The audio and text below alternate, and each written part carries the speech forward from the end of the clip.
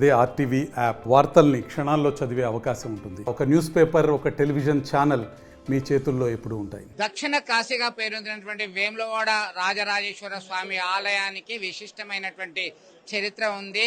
ముందుగా లెంబ్లవాడ అనేటువంటి పేరుతో పిలిచేవాళ్ళు, దాని తర్వాత ఏములాడ అంటున్నారు. తర్వాత వేములవాడగా ప్రసిద్ధి చెందింది. దీన్ని ఆదిత్య క్షేత్రం అని, హరిహర క్షేత్రం అని ప్రఖ్యాతిగాంచింది. ఇది రాజరాజ నరేంద్రుడు, హరికేసరి, విక్రమాదిత్యుడు పలువురు రాజుల కాలంలో ఇది రూపాంతరం చెందింది. ముందుగా లక్ష్మీ గణపతి విగ్రహం ఉంటుంది ఆలయంలో. లక్ష్మీ గణపతి ఆ గర్భగుడికి వెళ్లే మార్గంలోనే లక్ష్మీ గణపతి ఆలయం ఉంటుంది. ముందుగా గణపతికి పూజలు చేసిన తర్వాత ఈ స్వామివారి దగ్గరికి వెళ్తారు. విశేషమైనటువంటి పూజలు, అర్చనలు, అభిషేకాలు, అన్న పూజలు అన్ని కూడా ప్రతినిత్యం జరుగుతూనే ఉంటాయి.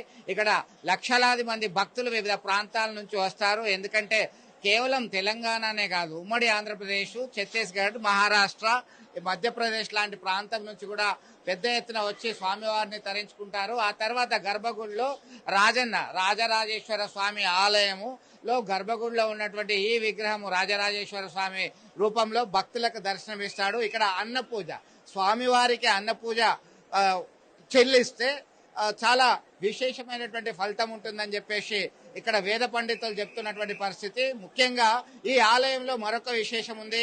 ఎక్కడా లేని విధంగా కోడెమొక్కులు చెల్లిస్తారు. ఇంతకుముందు మనం కోడెమొక్కుల గురించి కూడా మనం అనుకున్నాం. కోడెమొక్కులకు సంబంధించి భక్తులు ముందుగా వచ్చి స్వామివారికి తమ కోరికలు చెప్పుకున్న తర్వాత, స్వామి నా కోరికలన్నీ కూడా నెరవేరితే కోడెమొక్కు చెల్లిస్తా అంటారు.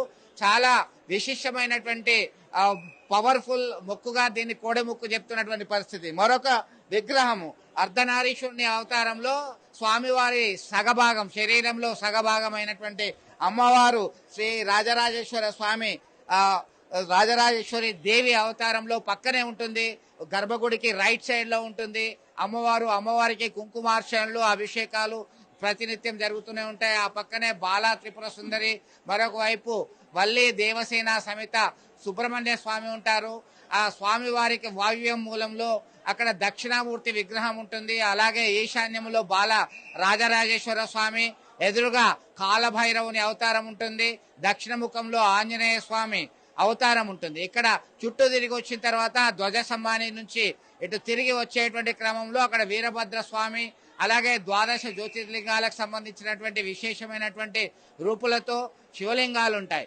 దీనికి సమీపంలోనే మరొక ఆలయం ఉంది. అక్కడ భీమేశ్వర స్వామి ఆలయము, ఆ పక్కనే నగరేశ్వర స్వామి ఆలయము, కొంచెం ముందుకు కేదారేశ్వర స్వామి ఆలయము. ఇవన్నీ కూడా ఉప ఆలయాలు.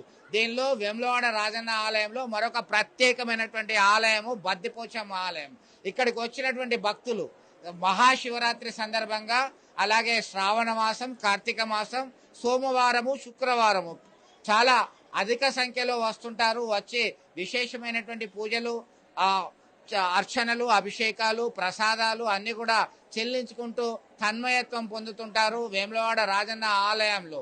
అంటే ప్రాచీన కాలం నుంచి కూడా ఇక్కడికి వచ్చినటువంటి భక్తులు ఈ స్థల పురాణం కావచ్చు, శివ పురాణం కావచ్చు, వేములవాడకు సంబంధించినటువంటి ఆలయ చరిత్ర గురించి చెప్తుంది. గతంలో వేములవాడ రాజరాజేశ్వర స్వామి ఆలయము ఆయన ఇక్కడ నెలకొనడానికి ముందుగా కేదారేశ్వరం జ్యోతిర్లింగాల నుంచి అక్కడ ఈ దక్షిణ ప్రాంతంకి వచ్చాడు. వచ్చి ఇక్కడే స్వయంభుగా అవతరించారు అని చెప్పేసి భక్తులు భావిస్తున్నారు. దీనిలో దేవేంద్రుడు కావచ్చు, ఇతర దేవతలందరూ కూడా అభిషేకం చేశారు. ఆది పరాశక్తి అమ్మవారిని సంబంధించి కూడా అమ్మవారు మహిషాసుర మర్దినిగా కూడా మనకు వెనుక భాగంలో ఉంటుంది. మహిషాసురి మర్దిని ప్రాంతంలో అందరూ సకల తీర్థాలను తీసుకొచ్చి జలాభిషేకం చేస్తారు. అందుకే ఇక్కడ ధర్మగుండం అత్యంత పవిత్రమైనటువంటి శక్తివంతమైందని చెప్పి భావిస్తుంటారు.